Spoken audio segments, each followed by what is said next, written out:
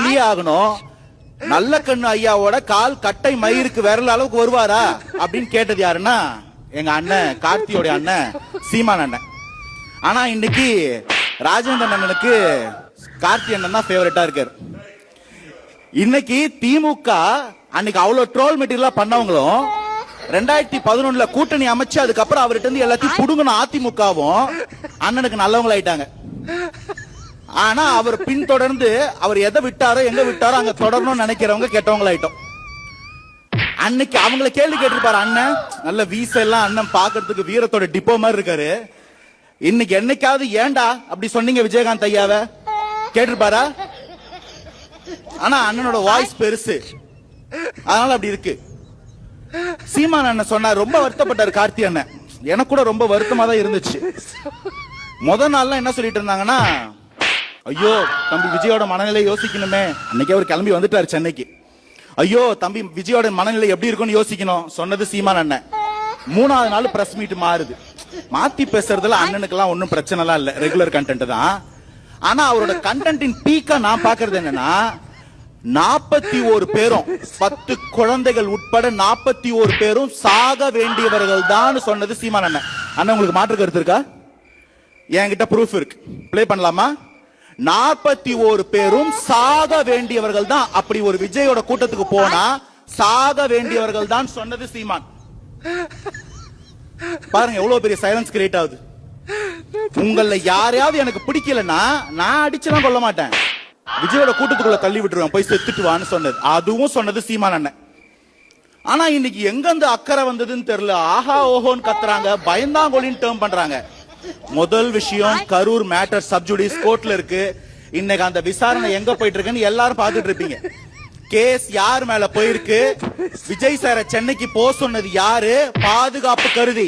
நீங்க இங்க இருந்தீங்கன்னா இன்னும் கேஆஸ் அதிகமாகும், தயவு செய்து கிளம்புங்கன்னு சொன்னவர் யாரு? ப்ரூஃப் எங்க கிட்ட இருக்கு, அது கோர்ட்ல கொடுத்திருக்கோம். கோர்ட்ல கூப்பிட்டு என்னப்பா போக சொன்னீங்களாமன்னு கேட்டா பதில் இல்ல காவல்துறை கிட்ட.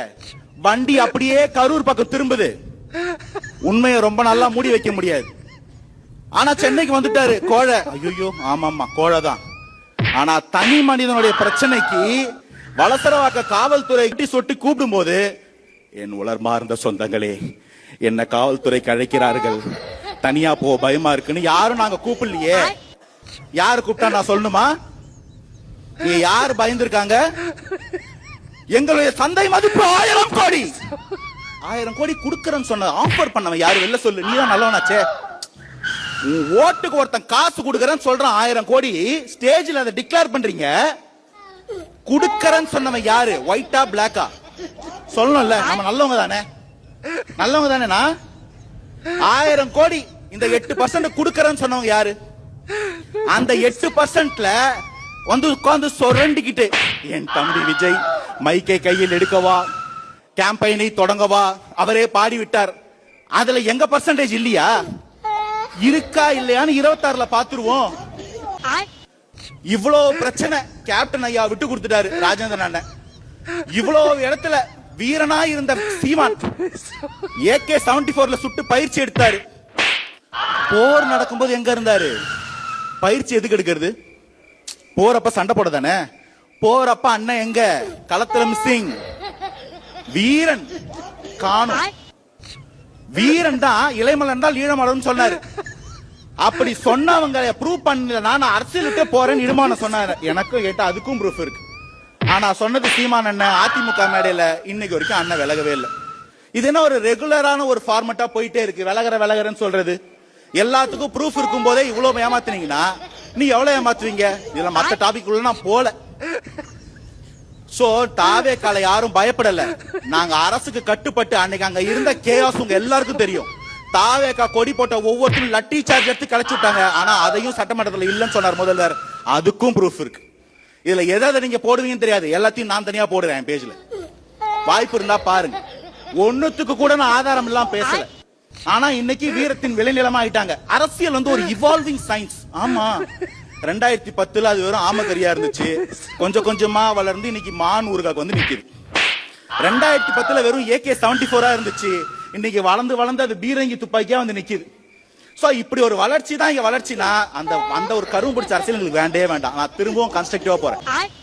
தமிழகம் இந்தியாவிலேயே இன்வெஸ்ட்மெண்ட் இடத்துல கடைசிக்கு வந்துருச்சு. வெறும் 4.5%.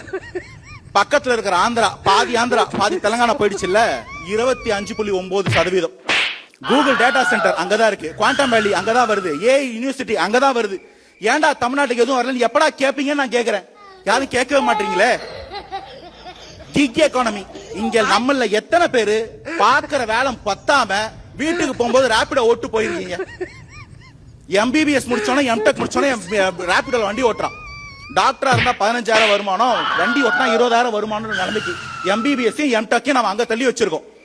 அதை பத்தி இந்த மாநிலத்துக்கு ஒரு பாலிசியே இல்லையே. வாழ்வாதாரத்துக்காக ஆட்டோ ஓட்டுறவனுக்கும் வயிற்றுக்கு பத்தல ரேபிடோ ஓட்டுற நடுவில் சண்டை. அரசாங்கம் இதையும் வேடிக்கை தான் பாக்குது. இந்த அரசியல் எங்களுக்கு கிடையாது. வெறும் பிளேம் கேம்னா உங்க எல்லாரோட வண்டவாளத்தையும் நான் 75 வருஷம் 53 வருஷம் 15 வருஷம் பட்டவனை போட்டு எடுத்து வச்சிருக்கேன். நான் ஏன் அதை பேசலன்னா ஒரு மாற்று வேணும். இங்க இருக்கிற பிரச்சனை என்ன, தீர்வு என்ன, இத பேச ட்ரை பண்றேன். ஆனா வெறுமன தாவேக்காவ எனக்கு இப்பதான் புரியுது இந்த டைட்டிலோட அர்த்தம். ஏன்டா ஜனநாயகன் போட்டு என்ன அடிச்சு எம்மு போட்டிருக்கீங்கன்னா ஜனநாயகனுக்கு எதிராக பேசுறதுக்காக எல்லாரும் யோசிச்சுட்டு இருக்கீங்க. பேசுங்க, நல்லா பேசு.